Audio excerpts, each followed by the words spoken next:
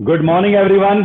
I hope आप सब लोग अपनी अपनी जगह पर सुरक्षित होंगे, स्वस्थ होंगे और इस लॉकडाउन पीरियड में और फॉरएवर के बिजनेस को बिल्ड करने के लिए और अच्छे एफर्ट्स कर रहे होंगे।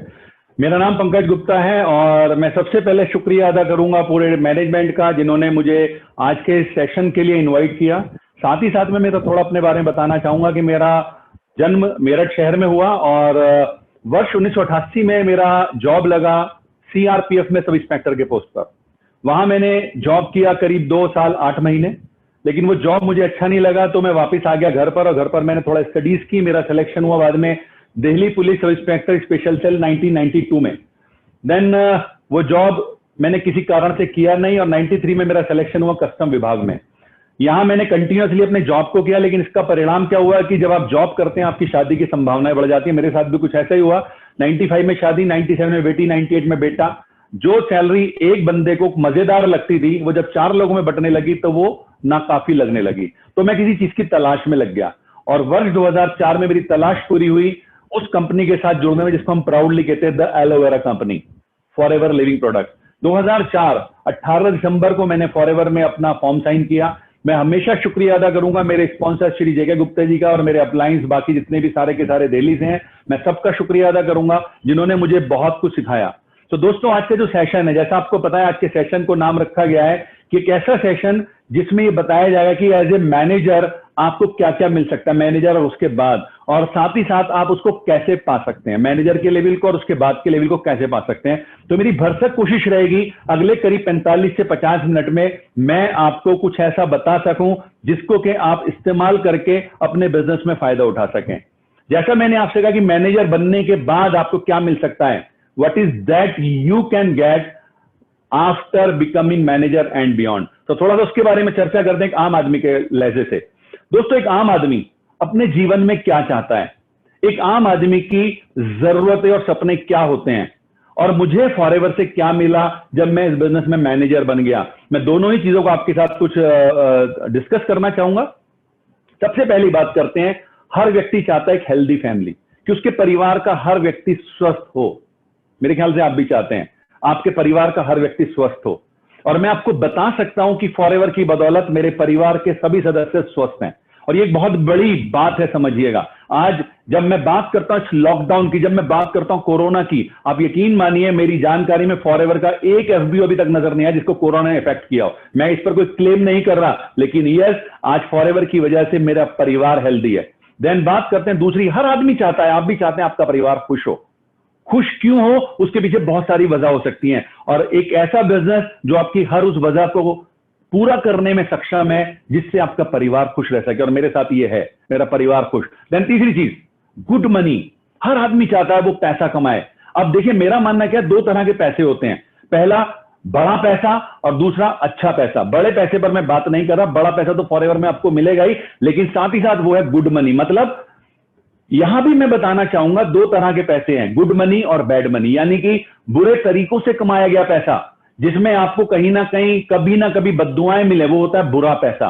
बट फॉरएवर की बदौलत मैंने कमाया अच्छा पैसा जिससे मुझे लोगों से दुआएं मिली, लोगों का आशीर्वाद मिला और मिलता रहता है। तो फॉरएवर के बिजनेस ने मुझे दिया गुड मनी। देन फॉरएवर की बदौलत मुझे एक बहुत अच्छा घर खरीदने को मिला, एक ऐसा घर जिसमें आज मैं बड़े आराम से रहता हूं। वरना मैं बचपन के उस घर को याद करता हूं जिसका साइज सिर्फ 10 बाई 10 फीट था, यानी उतना बड़ा जितनी मेरी आज किचन है, उससे भी थोड़ा बड़ी है किचन। और साथ ही साथ फॉरएवर से मुझे मौका मिला बहुत सारी कार्स खरीदने का।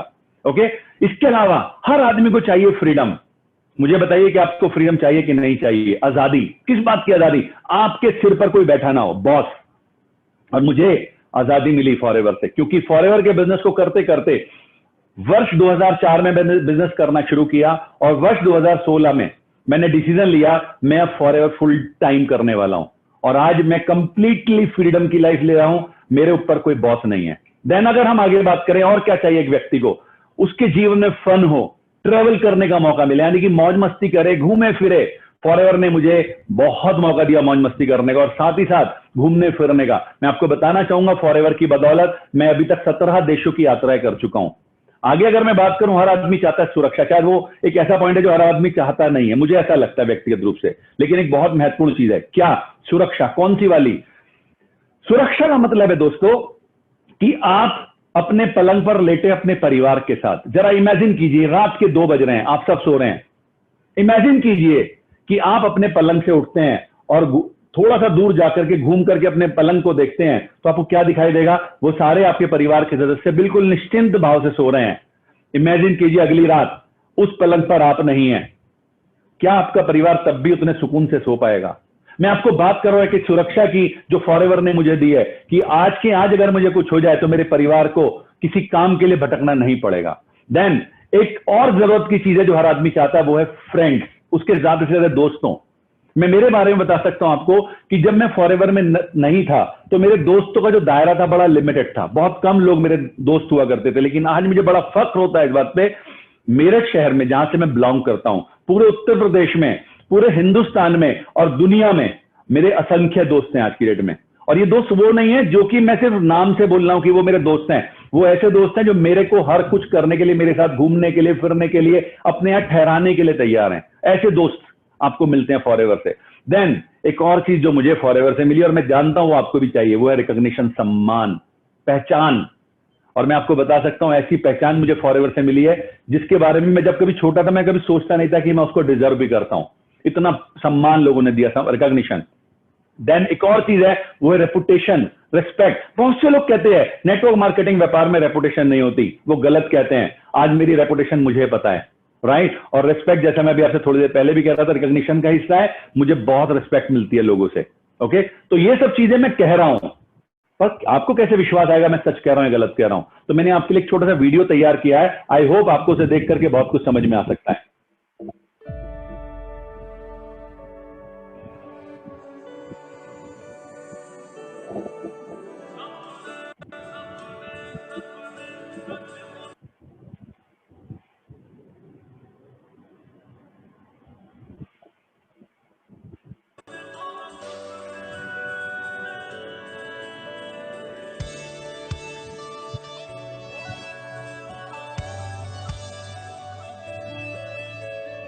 ख्वाबों को पर लगा के उड़ने तो दे तू जरा, तेरे ही इंतजार में है सातों आसमां।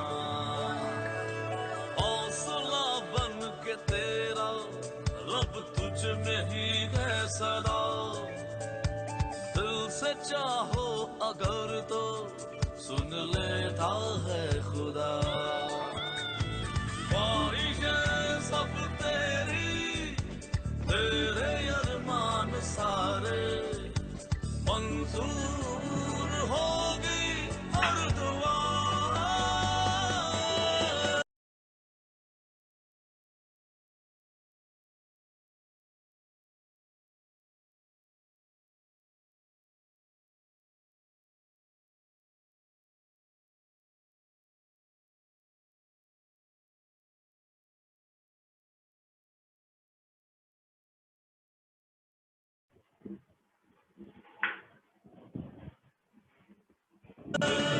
इतना यकीन तू रख ले, सच होने को है तेरे सपने, जीतेगा तू, हिम्मत कर ले, सच होने को है तेरे सपने। सपने सपने सपने सच होने को है सपने, सपने सपने सपने सच होने को है सपने।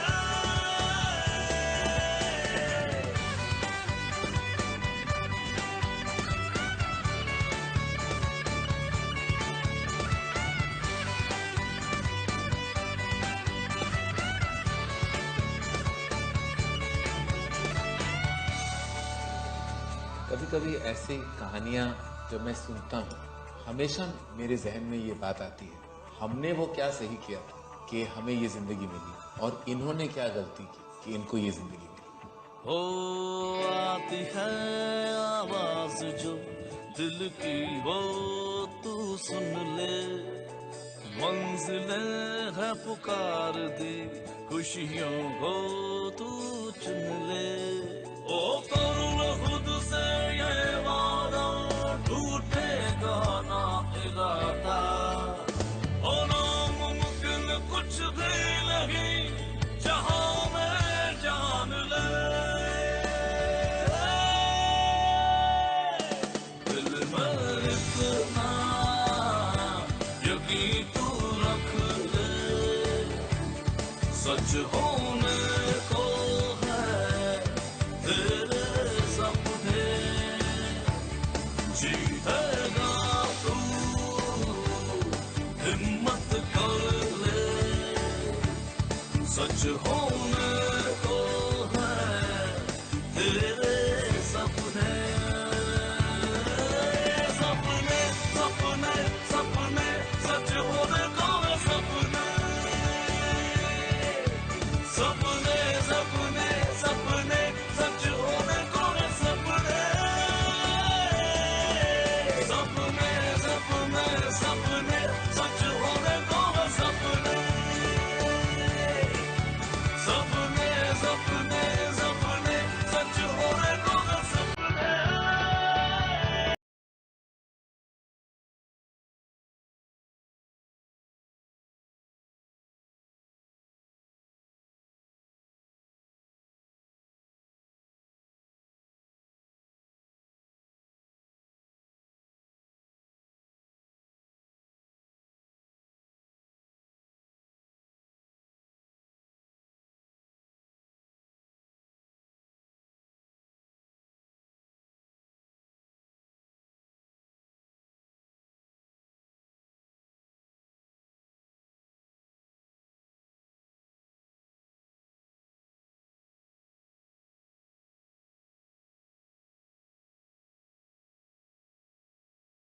मिस्टर रेक्समॉन।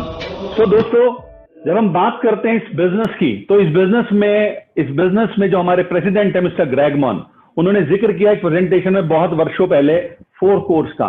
मैं थोड़ा सा नए तरीके से आज आपसे 4 कोर पे बातें करना चाहूंगा। 4 कोर में सबसे इंपॉर्टेंट पायदान है रिक्रूटमेंट। जैसे गाड़ी में 4 पहिए होते हैं ना, चारों में से आप एक निकाल दो, उसके बिना गाड़ी नहीं चलेगी।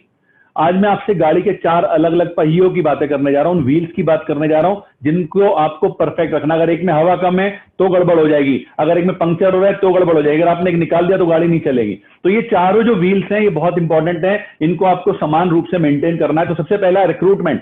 अब हम रिक्रूटमेंट की बात करते हैं। जरा इमेजिन कीजिए कि आप एक इंटरनेशनल कंपनी में सीईओ हैं, चीफ एग्जीक्यूटिव ऑफिसर, आप उस कंपनी के ओनर हैं और आपको तलाश है अपनी कंपनी के लिए कुछ जनरल मैनेजर्स की, कुछ ब्रांच मैनेजर्स की और कुछ सुपरवाइजर्स की, जो आपके बिजनेस में आपकी कंपनी को लोग सुपरवाइज कर सकें।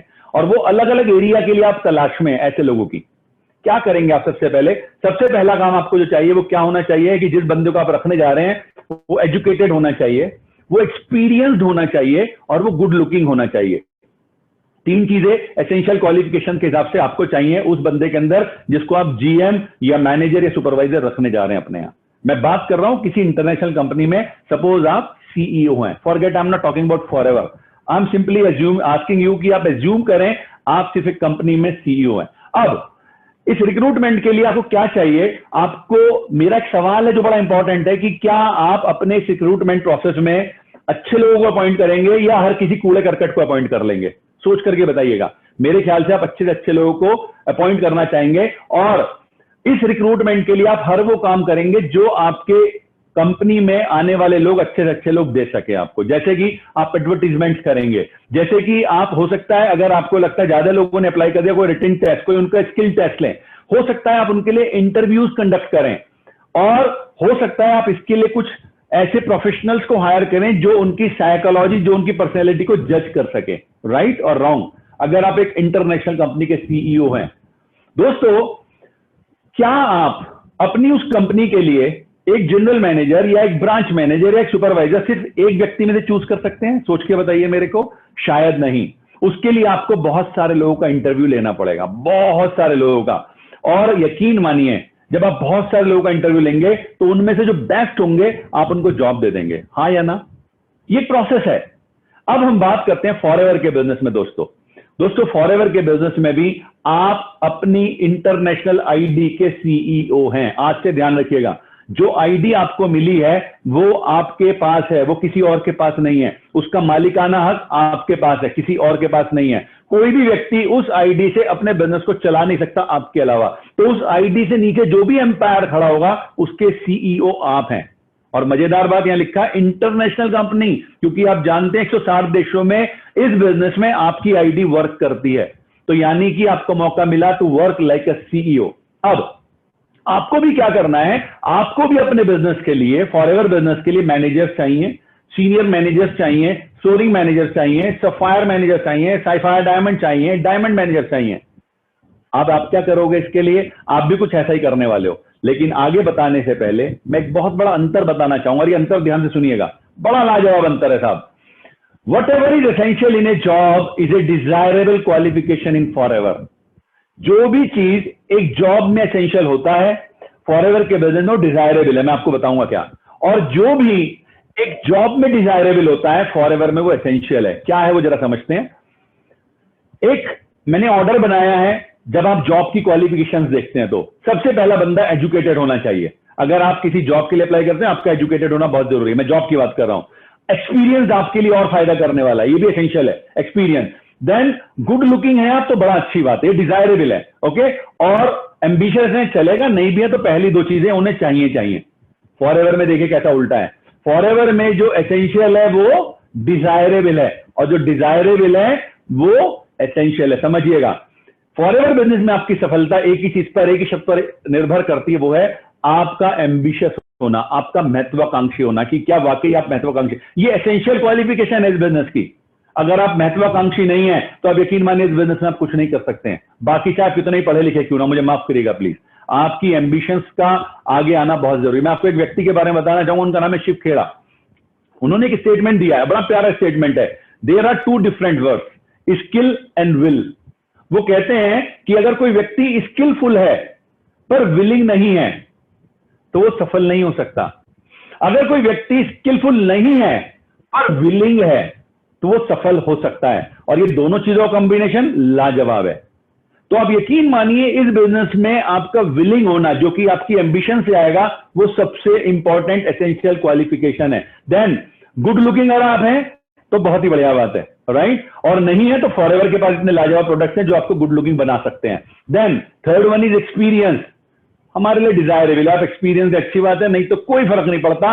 और एजुकेटेड, मैं ऐसे बहुत सारे लोगों को जानता हूं जो लिटरली अंगूठा छाप हैं लेकिन इस बिजनेस में सफल हैं।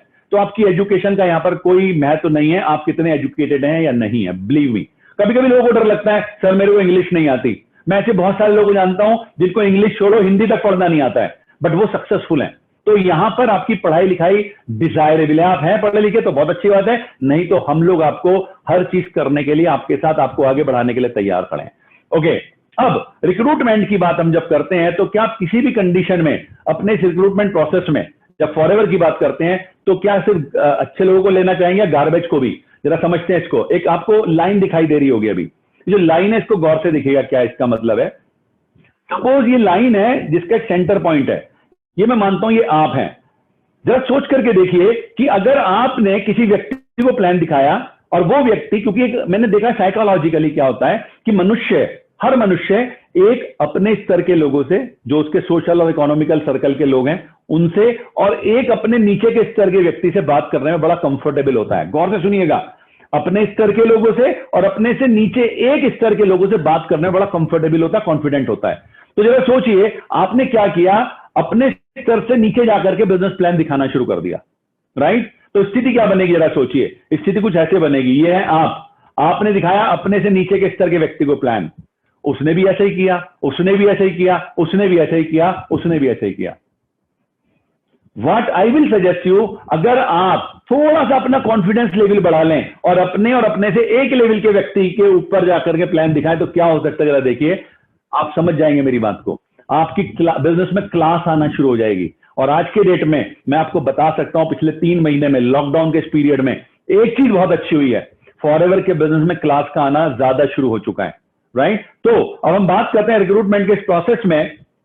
जब आप रिक्रूटमेंट करेंगे तो आप क्या करेंगे, हर वो काम करेंगे जो इस रिक्रूटमेंट में आने के लिए जरूरी है। जैसे आप एडवर्टीजमेंट्स करेंगे, आप सोशल मीडिया का सहारा लेंगे, जैसे आज की डेट में इंस्टाग्राम, फेसबुक, ट्विटर, राइट, इनका सहारा, यूट्यूब, आप इनका सहारा लेंगे, या फिर आप अपने कॉन्टैक्ट लिस्ट का सहारा लेंगे, या फिर आप अपने अपलाइन का सहारा लेंगे। जो भी आपके बिजनेस को बढ़ाने में काम करेगा, आप हर वो काम करेंगे, हाँ या ना? यस। अब आपने इनको लेना भी शुरू कर दिया, देन उसी प्रोसेस में अगर हम जाते हैं तो जरा सोच के बताइए, क्या आपको एक मैनेजर या डायमंड या एक सुपरवाइजर इवन, क्या सिर्फ एक व्यक्ति ज्वाइन कराने से मिल जाएगा? जस्ट टेल मी हाँ या ना, कि आपने सिर्फ एक व्यक्ति को प्लान दिखाया, आपको उसी में मैनेजर मिलेगा, डायमंड मिलेगा आपका? आपको यकीन से समझना होगा दोस्तों, आपको जितने ज्यादा से ज्यादा प्लान हो सकते हैं वो दिखाने होंगे अपने लोगों को। और यकीन मानिए, जो आपकी टीम में बेस्ट होगा वो धीरे धीरे धीरे बिजनेस में, एफएलपी बिजनेस में अपना बेस्ट करते करते फॉरएवर से बेस्ट पाएगा, और आप अपने बिजनेस में बहुत पैसा कमा सकते हैं। तो रिक्रूटमेंट के लिए ध्यान रखिए कि you have to work like a CEO. एक सीईओ कभी भी अपने बिजनेस को डाउन नहीं जाने देगा, वो अपने बिजनेस को अप करने के लिए प्रयास करेगा। देन दूसरी बात करते हैं रिटेंशन। दोस्तों, रिटेंशन का मतलब क्या है? मतलब क्या होता है रिटेंशन का? रिटेंशन का मतलब होता है कि आप जिन लोगों के साथ काम कर रहे हैं वो आपकी टीम में बने रहें। ओके? एक, आपने बहुत सारे लोगों को प्लान दिखाया, और दूसरे, आपने क्या किया, आपने उन लोगों पर ध्यान नहीं दिया। मैं आपको एक स्टोरी सुनाता हूं। एक बार की बात है, एक बंदर ने क्या किया कि वो एक भुट्टो के खेत में, कॉर्न के खेत में चला गया। वहां उसने देखा कि पूरे खेत में भुट्टे उगे पड़े हैं। Now what happened? उसने दूर तक देखा, किसान या कोई उसकी रक्षा करने के लिए नहीं था, तो वहां मजे आ गए सोच करके उस बंदर ने भुट्टे तोड़ने शुरू करे। अब वो क्या कर रहा है, ये भुट्टा तोड़ा, बगल में लगाया, फिर दूसरा भुट्टा तोड़ा, बगल में लगाया, तीसरा भुट्टा तोड़ा, बगल में लगाया, और ऐसे करते करते उसने पूरे खेत को गंजा कर दिया। एंड में क्या था उसके पास? सिर्फ एक भुट्टा। क्योंकि क्या हो रहा था, वो हर बार भुट्टे को गिराता जा रहा था। रिटेंशन का मतलब है कि जो आपके बिजनेस में हैं, क्या आपने उन्हें संभाल लिया?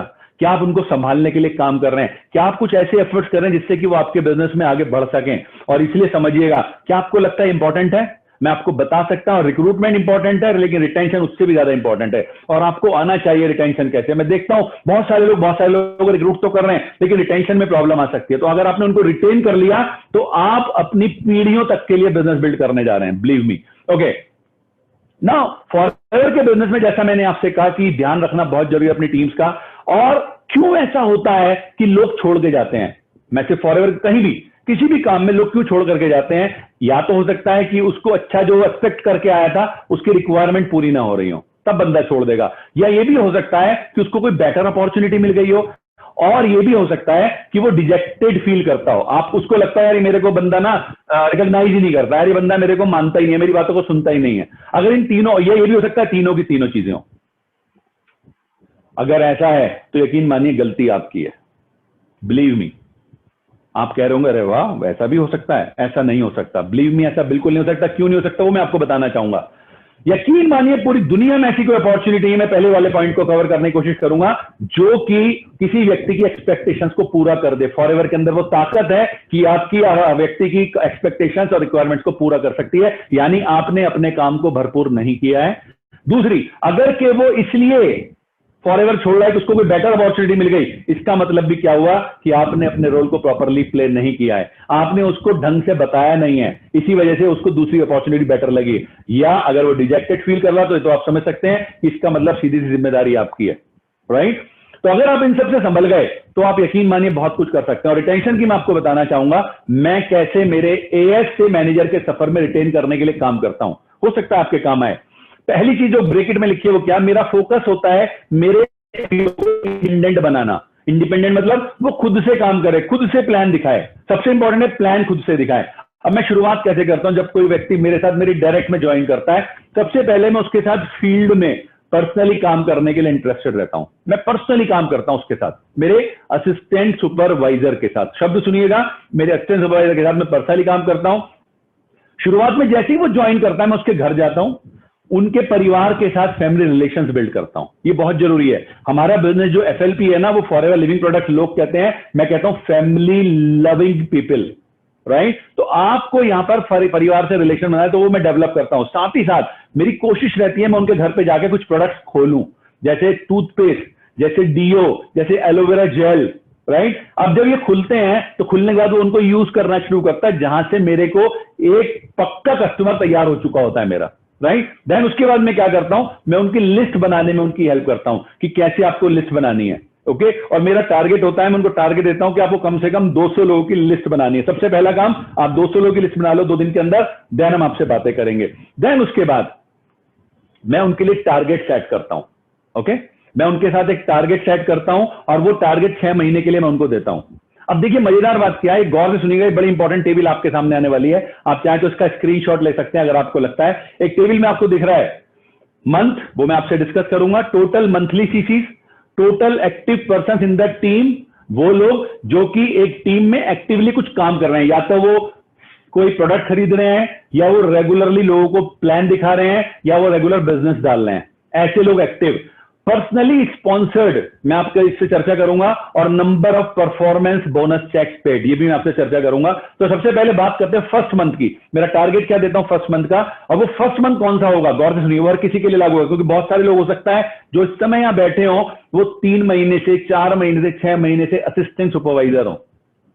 फर्स्ट मंथ कौन सा होगा समझिए मेरे अनुसार, हर वो व्यक्ति के लिए फर्स्ट मंथ कौन सा होगा जिस मंथ से वो एक्टिवली मीटिंग्स में पार्टिसिपेट करे, एक्टिवली मीटिंग्स में पार्टिसिपेट करे। फर्स्ट मंथ होगा वो जिसमें वो लोगों को बुलाए मीटिंग्स में। फर्स्ट मंथ होगा वो जिसमें वो आपसे, आप स्पॉन्सर हैं या अपने अपलाइन से वो बातें करता रहे, राइट। और फर्स्ट मंथ होगा ऐसे व्यक्ति का जो बिजनेस की हर एक्टिविटी में, चाहे वो बुक्स पढ़ना हो, चाहे वो सिस्टम को फॉलो करना हो, वो उसमें इंटरेस्ट शो करे, राइट। जब से आपको ऐसे लोग दिखने लगे, आप ये बता सकता हूं मैं आपको, ये उनके लिए फर्स्ट मंथ मानते हुए उनके साथ प्लानिंग कर सकते हैं इस माध्यम से जो मैं आपको बताने जा रहा हूं। फर्स्ट मंथ में आपका टारगेट क्या हो सकता है, 5 सीसी का टोटल टारगेट। और ये 5 सीसी कैसे आएंगे, टोटल आपके साथ उस व्यक्ति को, मतलब मैं बात कर रहा हूं सपोज आप वो असिस्टेंट सुपरवाइजर हैं, 5 लोगों को ज्वाइन कराना है। ये ज्वाइन कराने का मतलब है उनका फॉर्म जमा होना नहीं है, उनकी कुछ बिलिंग्स हो। आपका टारगेट है इन 5 लोगों के माध्यम से, अपनी थोड़ी सी रिटेल के माध्यम से 5 सीसी का बिजनेस करना। 5 पर्सनली लोगों को स्पॉन्सर्ड करना है आपको उस महीने में, जिस महीने से आप ये टारगेट लेकर के चल रहे हैं। ये टारगेट आपके लिए है, 5 लोगों को। और एक चेक किसका, वो तो ऑफकोर्स सीधी सी बात है उस व्यक्ति का आएगा जिसके साथ आप ये प्लान कर रहे हो, आपके असिस्टेंट सुपरवाइजर का एक चेक आए। अब आगे बात करते हैं दूसरे महीने का टारगेट। दूसरे महीने में 10 सीसी का टारगेट हो। 10 सीसी का टारगेट के लिए 10 लोग मिनिमम हो जो एक्टिव हो। फिर से मैं कह रहा हूं, एक्टिव लोग वो होते हैं जो कि कुछ कर रहे हैं, कुछ बिजनेस डाल रहे हैं, मीटिंग में लोगों को ला रहे हैं, बिजनेस बढ़ाने के लिए काम कर रहे हैं, ऐसे एक्टिव लोग। मैं 1+3 की बात नहीं कर रहा हूं। देन पर्सनली स्पॉन्सर्ड, अब आपको 5 नहीं 2 से 3 लोग हर महीने करते जाना है, हर महीने 2 से 3 लोग। और आपका टारगेट क्या होना चाहिए कि जो एएस आपका है उस एएस के उस दूसरे महीने में कम से कम नीचे टीम में 2 से 3 लोगों को, ये 2 से 3 चेक जो लिखा है ना, उसके उन 10 लोगों में से जो यहां पर आपको दिख रहे हैं, उनमें से एटलीस्ट 2 से 3 लोगों के कोई चेक आए कंपनी से। यानी कि अब आप अपनी रूट्स को मजबूत करना शुरू कर रहे हो। अगर आपकी जड़ें मजबूत हैं दोस्तों, तो आप यकीन मानिएगा आपका पेड़ सुरक्षित है। अगर जड़ें कमजोर हैं तो आपका पेड़ कभी भी गिर सकता है। हम बात करते हैं थर्ड मंथ की। थर्ड मंथ आपका उसको टारगेट देना है 20 सीसीज। 20 सीसीज के टारगेट के लिए उसे 20 लोग उसकी टीम में एक्टिव चाहिए। 2 से 3 पर्सनली स्पॉन्सर करना है, सिलसिला चलता रहेगा। और 5 से 7 लोग उसकी टीम में ऐसे हो जो चेक उठा रहे हो, छोटा बड़ा that's not a big thing, लेकिन उनका चेक आ रहा हो। देन फोर्थ मंथ की बातें करते हैं, टारगेट होना चाहिए 40 सीसीज। ना इस 40 सीरीज की अगर हम बातें करें तो 30 एक्टिव लोग अगर बंदे के साथ काम करें तो 40 सीरीज का टारगेट हम उसको दे सकते हैं। 2 से 3 personal sponsored as it is चलता रहेगा। और इन 30 लोगों में से 10 से 12 लोग ऐसे हो जिनके चेक्स आ रहे हो। आप यकीन मानिए दोस्तों, जब आपकी टीम में लोगों के चेक्स आते हैं ना, वो जो खुशी होती है, मैं आपको बता सकता हूं, मेरा चेक मुझे इतनी खुशी नहीं देता जितना मेरे एक असिस्टेंट सुपरवाइजर का मात्र 10,000 का चेक खुशी देता है। तो आपको करना क्या है, आपको अपनी टीम में अपने लोगों को चेक जनरेट कराने के लिए तैयार करना है, right. Then fifth month target हो 50 सीसीज और 50 लोग आपकी टोटल टीम में एक्टिव हो। देखिए 5 से 10 से 20 से 30 से 50, मैं नए नहीं कह रहा हूं, ये बढ़ते जा रहे हैं, राइट। अब टोटल आपकी नेटवर्क में 50 लोग अगर एक्टिवली काम कर रहे हैं, एक्टिवली का मतलब मैं फिर से रिपीट कर रहा हूं, ऐसे लोग जो कि कुछ ना कुछ एक्टिविटीज कर रहे हैं, कुछ सीसीज डाल रहे हैं, कुछ परचेजिंग कर रहे हैं। पर्सनली आपने 2 से 3 लोगों को स्पॉन्सर करने की सलाह दी उसको, और अब टीम में 15 ऐसे लोग हों इन 50 में से जिनके कुछ चेक्स बन रहे हो, और अगले महीने 6ठे महीने अगर आपने 70 सीसी करने का टारगेट उसको दिया, 6ठे महीने देखिए कितना हुआ, 5th और 6th मिला के बंदा मैनेजर होता है। ओके, टोटल टीम में 60 लोग। ओके, इन 60 एक्टिव लोगों के साथ 2 से 3 स्पॉन्सर करने का 20 लोगों का आपका टारगेट होना चाहिए कि उस बंदे की टीम में 20 लोगों के चेक्स बन रहे हो। दोस्तों अगर आप ऐसा कर पाएंगे, मैं आपको यकीन से कहता हूं, आप अपनी पुश्तों के लिए पैसा कमाने की तैयारी करने वाले हैं। आपकी टीम में अगर लोगों के चेक आ रहे हैं, सिर्फ आपके चेक नहीं आ रहे हैं, आपकी टीम में लोगों के चेक आ रहे हैं, वो है एक सॉलिड बिल्ट, वो है एक सॉलिड फाउंडेशन, और ये एक ऐसी फाउंडेशन है जो आपको हमेशा इस बिजनेस में अमर रखेगी। ओके, और ये मैं आपको बताना चाहूंगा, ये जो आंकड़े हैं ना, ये मेरे नहीं है, मैं फिर से बता दूं, ये आंकड़े मैं इंटरनेशनल लेवल पर लोगों से बातें करता हूं, फिर उसको अपनी भाषा में आप तक पहुंचाने की कोशिश करता हूं। That is it. ओके, अब वापिस आता हूं, मैं मेरे एएस से मैनेजर के सफर में उनके साथ कैसे काम करता हूं। मैंने प्लानिंग कर ली, उनको एक प्लान दे दिया। अब मैं उनके प्रोस्पेक्टिव बिजनेस एसोसिएट्स और कस्टमर से मिलता हूं। प्रोस्पेक्टिव बिजनेस एसोसिएट कौन होता है? जिसे आप प्रोस्पेक्ट कहते हो। ओके, तो मैं उनसे मिलता हूं, कस्टमर से मिलता हूं, और ऐसे में मैं कभी अपने कंफर्ट की बात नहीं सोचता, अरे यार मैं स्टोरिंग मैनेजर हूं, फ्लुएंस चलाता हूं, इतनी बढ़िया कार चलाता हूं। अगर वो बंदा कहीं ऐसी जगह पे रहता है जहां पर कि मुझे पैदल जाना है, मैं पैदल जाता हूं। अभी तो मैं आपको बताऊंगा, थोड़ा सीन बदला है। अगर कि मुझे लगता है कि वो बंदा मुझे अपने स्कूटर पर ले जाना चाहता है ऐसी जगह पर जहां पर कि शायद मैं गाड़ी नहीं ले जा सकता, मैं उसके स्कूटर और उसकी बाइक पर जाता हूं। अभी कोरोना चल रहा है, ये एक अलग पॉइंट है, ये मेरा हमेशा का तरीका है जो मैं आपको बताने की कोशिश कर रहा हूं। मैं उनको मेरठ या दिल्ली में ट्रेनिंग्स में बुलाता हूं, अभी नहीं हो रही तो आज की डेट में मैं जूम पर जो ट्रेनिंग्स हो रही हैं, जो फेसबुक पर फॉरएवर ट्रेनिंग कर रहा है, मैं उनमें बुलाता हूं। राइट, देन मैं उनको प्लान दिखाना सिखाता हूं। ऊपर क्या लिखा है? My focus is to make my FBO independent. मेरा टारगेट है उसको इंडिपेंडेंट बनाना। और वो इंडिपेंडेंट कब बनेगा? जब वो ट्रेनिंग अटेंड कर रहा है। वो इंडिपेंडेंट कब बनेगा? जब वो खुद प्लान दिखा रहा है। राइट, देन मैं उनको कोशिश करता हूं, फोर्स करता हूं कि भाई जल्दी जल्दी खुद प्लान दिखाने की शुरुआत करो, क्योंकि जब तक आप प्लान नहीं दिखाओगे तब तक आप ड्राइविंग सीट पर नहीं बैठे होगे।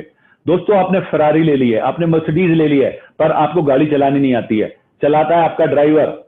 और एक दिन आपको बहुत जरूरी काम था, आपको चलानी नहीं आती, एक दिन आपको बहुत जरूरी काम था, क्या होगा? आप डिपेंडेंट है अपने ड्राइवर के ऊपर, वो आया नहीं है तो काम अधर में लटक जाएगा। तो बेहतर है आपको प्लान दिखाना आना चाहिए। जैसे ड्राइवर गाड़ी चला रहा था, नहीं आया, आपको चलानी आती थी, आप अपने आप अपने काम पे जा सकते हैं। सेम वे अगर आपको प्लान दिखाना आता है तो आपके अपलाइन अवेलेबल हैं या नहीं है, आप उस व्यक्ति को जिसको प्लान दिखाना है दिखा सकते हैं। तो जितना जल्दी हो सकता है खुद प्लान दिखाइए। तो मेरा फोकस होता है अपने एएस के साथ कि भाई जल्दी जल्दी प्लान दिखाना शुरू करो। देन आगे मैं कैसे काम करता हूं वो बताऊंगा आपको। जब वो व्यक्ति सुपरवाइजर होता है तो प्लान अब वो दिखाता है, और सुनिएगा, प्लान वो दिखाता है, मैं फॉलोअप के लिए जाता हूं। ओके, फॉलोअप का मतलब आपको बता देता हूं क्या होता है। एक बंदे ने प्लान देखा, उसके मन में डाउट्स है, वो डाउट्स कैसे दूर होंगे? वो डाउट दूर करेंगे हमारे साथ उनकी सेकंड मीटिंग, जो कि जनरली 24 से 48 घंटे में हो जानी चाहिए। तो मैं जाता हूं उसके प्लान दिखाने के बाद उनके फॉलोअप के लिए। जब वो असिस्टेंट मैनेजर बन जाता है तो अब क्या होता है? प्लान वो दिखाता है, मैं फॉलोअप तो करता हूं, लेकिन नंबर अब धीरे धीरे कम होना शुरू हो जाता है। राइट, अब नंबर कम हो, क्योंकि उसके अंदर कॉन्फिडेंस आ चुका है, वो खुद फॉलोअप कर सकता है। और जब वो बंदा मैनेजर बन जाता है, देन मैं क्या करता हूं, मैं मंथ में एक बार उनके यहां जाता हूं और मंथ में एक बार उनके साथ काउंसलिंग करता हूं। राइट, उस काउंसलिंग से मैं उनके पूरे टीम के बारे में डिस्कशंस करके उन्हें आगे के टारगेट्स देता हूं, उन टारगेट्स पर वो काम करते हैं। कौन से सुनिएगा इस पूरे प्रोसेस में क्या हो रहा है। मैंने रिटेंशन पे हूं, ध्यान से सुनिएगा, ये पॉइंट नंबर 2 चल रहा है, रिटेंशन।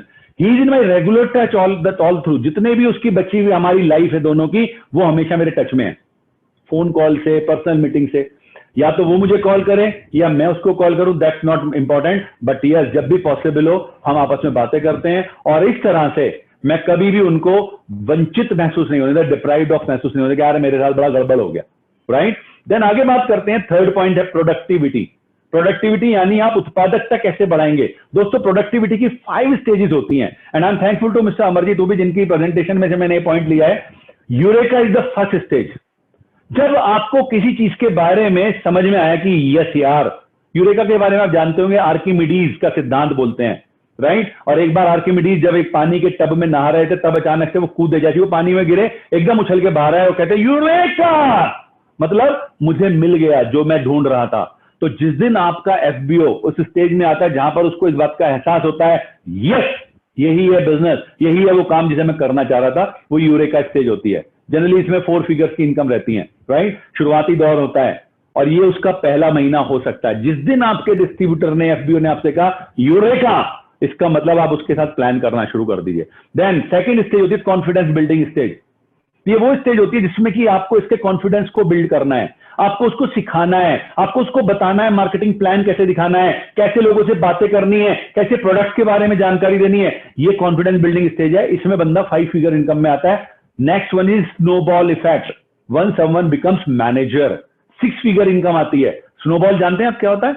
आप कभी बर्फ के पहाड़ पे जाइए और एक छोटा सा गोला लीजिए, बर्फ का बनाइए और उसको ऐसे लेकर के छोड़ दीजिए, तो क्या होगा? वो रोल ऑन होगा, रोल ऑन होते होते नीचे नीचे जाते जाते अपने आसपास के बर्फ को चिपकाएगा और ये स्नो बढ़ते बढ़ते बढ़ते बढ़ते इतना बड़ा गोला बन जाएगा। यानी अगर उसके नीचे कोई आ जाए तो शायद मर भी जाए, राइट? तो ये स्नोबॉल इफेक्ट है जिसमें बिजनेस जो है ऑटोमेटिकली रोल ऑन मोड में आ जाता है, बढ़ना शुरू हो जाता है। Okay, the next stage is financial independence stage. 7 figure income आती है। आज इंडिया में बहुत सारे लोग हैं जो आज की डेट में 7 फिगर इनकम ले रहे हैं। इंडिपेंडेंट स्टेज का मतलब है जब बंदे को फाइनेंशियली कोई रोक टोक नहीं है, जहां चाहे जो चाहे वो खरीदे, जो चाहे ले, कोई दिक्कत नहीं है। And next last stage of the productivity retirement stage, जहां पर बंदा बीचेस ऑफ द वर्ल्ड पे जाकर के आराम करता है, कोई काम ना करे तब भी पैसा आता है। 8 फिगर इनकम, दुनिया में ऐसे बहुत सारे लोग हैं जो 8 फिगर इनकम आज ले रहे हैं, राइट? तो अब हम बात करते हैं प्रोडक्टिविटी की, कि हर व्यक्ति को अपना अपना समय लगता है इन सारी स्टेजेस में आने में।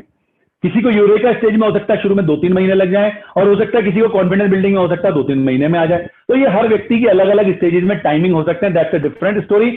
आपको क्या करना है, आपको ध्यान रखना है कि आपके साथ जो एफबीओ काम कर रहा है वो इस समय कौन से स्टेज में है। क्या वो यूरेका स्टेज में है या आया कि नहीं आया? क्या वो कॉन्फिडेंस बिल्डिंग स्टेज में है? क्या वो थर्ड स्टेज में आ चुका है जहां पर कि वो अपने बिजनेस को बढ़ाने के लिए एक स्नोबॉल इफेक्ट की तरफ चल पड़ा है? ये आपको ध्यान रखना और अकॉर्डिंगली आपको प्लान डिजाइन करना है। जिस स्टेज में वो बंदा है उसके अनुसार प्लान डिजाइन करना है। यहां पर मैं आपको एक बात बताना चाहूंगा, बड़ी लाजवाब है। आपके सामने 2 बच्चे हैं, एक बच्चा हाई स्कूल में है और एक बच्चा ग्रेजुएशन में है। आप क्या करो, इन दोनों को अलग अलग क्लासेस में इनकी में भेज दो, यानी ग्रेजुएशन वाले को हाई स्कूल में और 10th वाले को ग्रेजुएशन में। क्या होगा? सब मिसमैच हो जाएगा, सब कुछ गड़बड़ हो जाएगा। होगा कि नहीं होगा? आपको क्या करना है, इस ग्रेजुएशन के को ग्रेजुएट को ग्रेजुएशन क्लास में और हाई स्कूल को हाई स्कूल क्लास में बिठाना होगा। सेम वे हेयर, जो बंदा जिस स्टेज में आपको उसके अकॉर्डिंग प्लान करना चाहिए। Okay, then you can't, this is what I already told you. Okay, next stage is development stage. बहुत इंपॉर्टेंट है साहब, आपको विकास करना है अपने लोगों का ना। मैं बहुत से लोगों से मिलता हूं, बहुत सारे लोगों से मिलता हूं, कहते हैं सर मेरी टीम में कोई काम नहीं करना चाहता, कोई ट्रेनिंग अटेंड नहीं करना चाहता, और फला फला बहुत सारी बातें वो बोलता है। जैसे ही मैं उनसे सवाल करता हूं, अच्छा एक बात बताओ, आप करते हो ये सब काम? तो पता ज्यादातर उनका जवाब क्या होता है, सर मैं तो कर ही लूंगा, पहले ये लोग तो करें। डू यू फील इससे डेवलपमेंट हो सकता है? हमेशा ध्यान रखिए, डेवलपमेंट की सबसे इंपॉर्टेंट फैक्टर है मैं अपने आप से शुरुआत करूं। The start has to be me, no one else. मुझे शुरुआत अपने पास से करनी होगी। ओके दोस्तों, देन आपको मैं एक बेस्ट टेक्निक बताऊं डेवलपमेंट की, बेस्ट टेक्निक, कोई रुकावट नहीं आएगी। सुनना चाहेंगे आप? मैं बताता हूं आपको।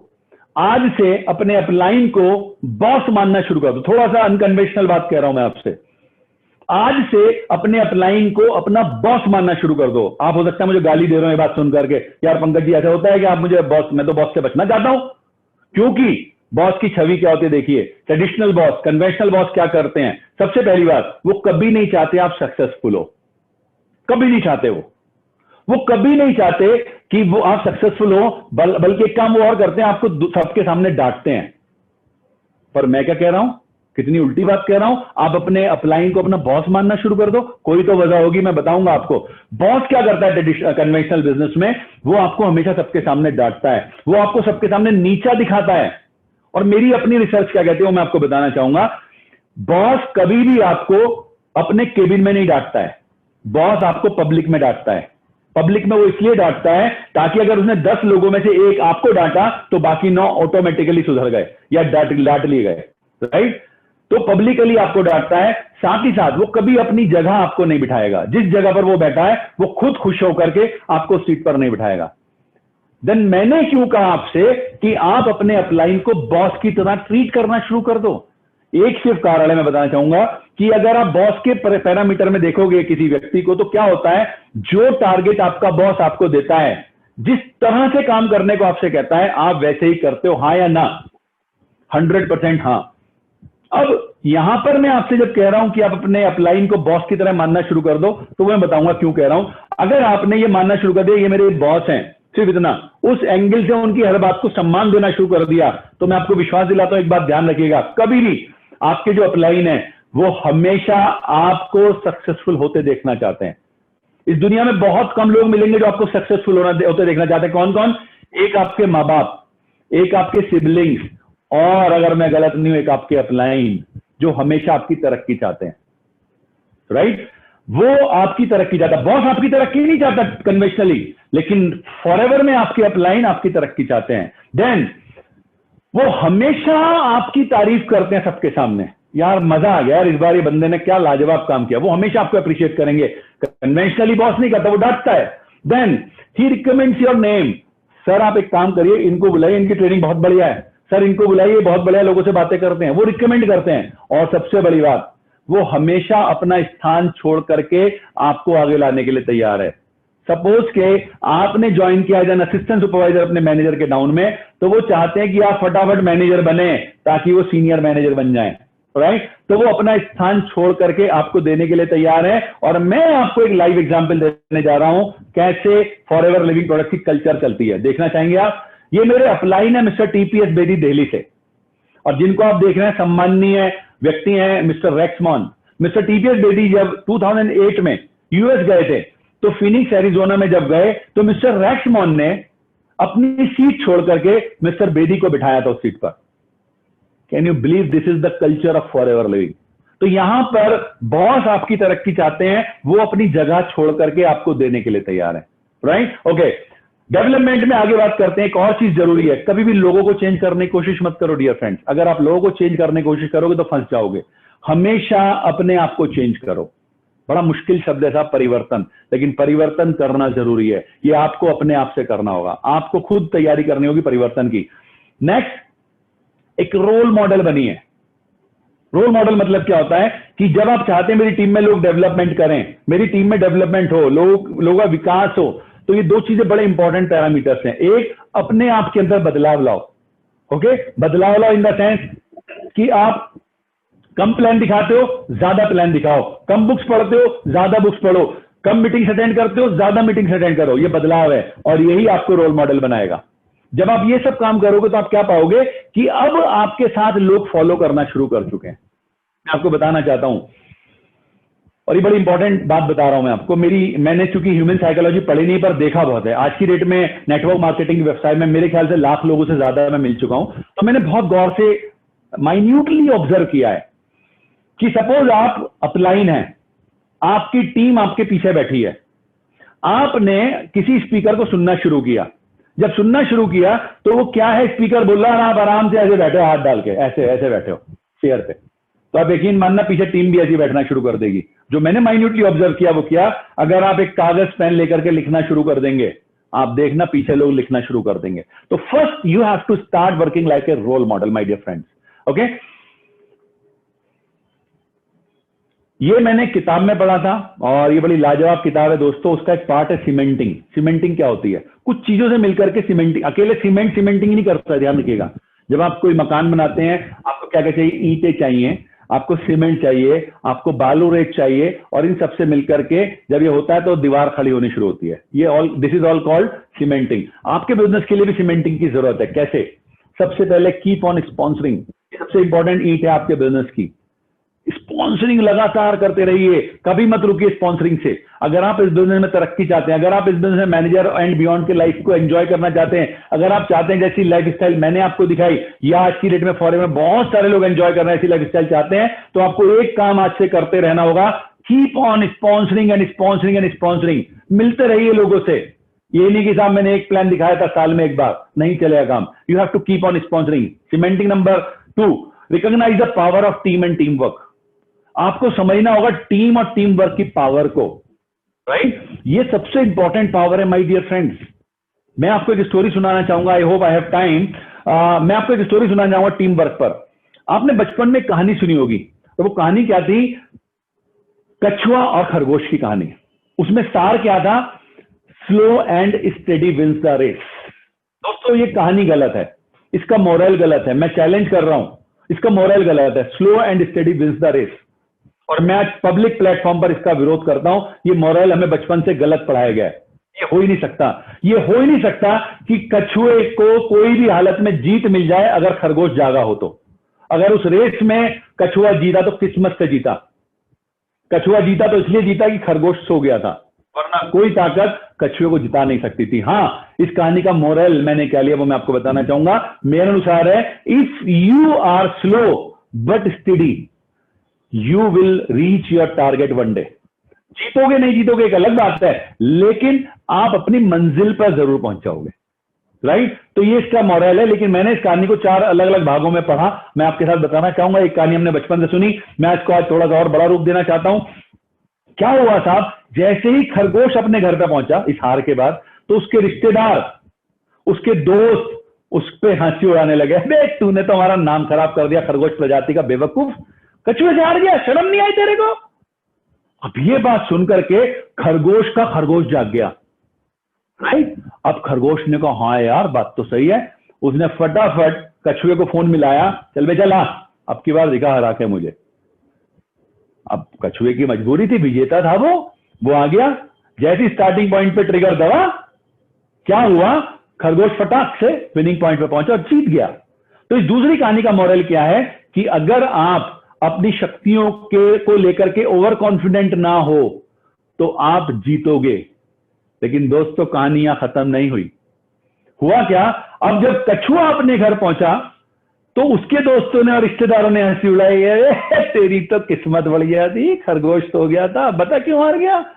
ओके, कछुए को लग गई बात। उसने थोड़ा सा चिंतन मनन किया, उसने थोड़ा सा ध्यान लगाया और उसने खरगोश को फिर से चैलेंज कर दिया। जरा सोचिए, क्या कछुए को खरगोश को चैलेंज करना चाहिए जो इतना धीरे धीरे चलता है?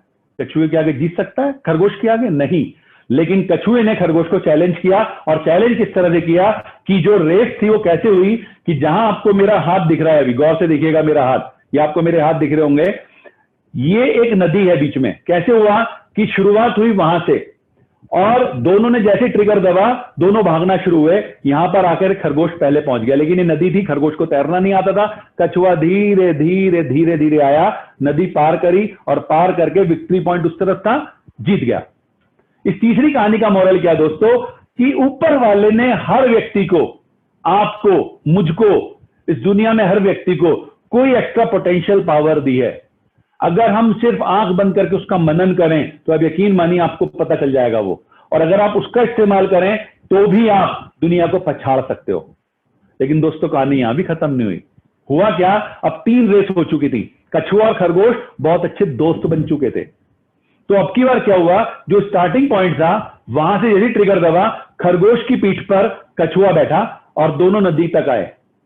नदी पे कछुए की पीठ पर खरगोश बैठा और दोनों ने नदी साथ पार करी। फिर से खरगोश की पीठ पर कछुआ बैठा और दोनों एक साथ विक्ट्री पॉइंट पे पहुंचे।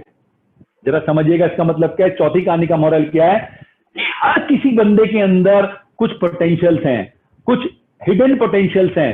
अगर आपकी टीम का वो लोग हिस्सा और आप उनको पहचान लें और आप एक टीम के साथ काम करें तो आप कोई बड़े से बड़े चुनौती का सामना आसानी से कर सकते हैं और आप आसानी से अपनी मंजिल पर पहुंच सकते हैं। तो what you need to do, you have to find the power of team and the team work, right? मेरे ख्याल से बेस्ट एग्जांपल मैंने आपको दिया है। और एक काम और करना है सीमेंटिंग प्रोसेस में, आपको अपनी टीम को निगेटिविटी से बचाना है। इस मामले में मैं किसानों का एग्जाम्पल लिया करता हूं। किसान क्या करते हैं, जब अपनी फसल उगाते हैं तो बहुत सारे बीज डालते हैं, फसल तैयार होने के समय में वीड होने शुरू हो जाए, हम खरपतवार कहते हैं। तो किसान क्या करता है, उन वीड्स को उखाड़ के फेंक देता है। जरा सोचिए अगर वो किसान उन वीड्स को उखाड़ के ना फेंके तो क्या होगा? पता है क्या होगा? वो फसल खराब हो जाएगी। तो आपको ध्यान रखना है, आपकी टीम का ध्यान रखना है निगेटिविटी से। और निगेटिविटी हर क्षेत्र में आती है दोस्तों। सिर्फ ऐसा नहीं कि फॉरएवर या नेटवर्क मार्केटिंग हर क्षेत्र में आती है, तो आपको अपनी टीम को निगेटिविटी से बचाना है। और ये कैसे बचा सकते हैं? अगर के आपने अपनी टीम को हमारे इन सेशंस में कंटिन्यूअसली लाना शुरू रखा तो। देखिए, मैं जानता हूं कि हमारे सेशन रेगुलर हो रहे हैं, लेकिन आप यकीन मानिए हर बार आपके सामने एक ऐसा लीडर आता है जिसने परफॉर्म किया है, जिसने इस बिजनेस में अचीव किया है। तो जब आप उन लोगों को लाएंगे तो आप देखेंगे धीरे धीरे उनकी निगेटिविटी खत्म होने लगी और वो ज्यादा पोटेंशियल के साथ बिजनेस बिल्ड कर रहे हैं। देन फोर्थ है टारगेट सेटिंग। ये भी टी सीमेंटिंग का एक बड़ा इंपॉर्टेंट फैक्टर है। आपको अपने लोगों के साथ टारगेट सेटिंग करते चलना है। हर महीने उनको छोटे छोटे टारगेट देने हैं। टारगेट कभी बहुत बड़ा मत दीजिए किसी को भी। बहुत बड़ा टारगेट कभी कभी बंदे को पजल करता है। आपको क्या करना है, जैसे मैंने आपको एक सेशन में बोला था, गोल्स हमेशा लक्ष्य बड़े होने चाहिए, लेकिन इनको तोड़ने के समय छोटे छोटे टारगेट में पूरा करें, तो आप देखेंगे आसानी से मंजिल पार करके आपको थकान भी नहीं होगी और वो एंजॉय भी करेंगे। दोस्तों, this is my success mantra and I am almost coming to close the session now. 3 तरह की मेरा मानना है ओनरशिप होती है।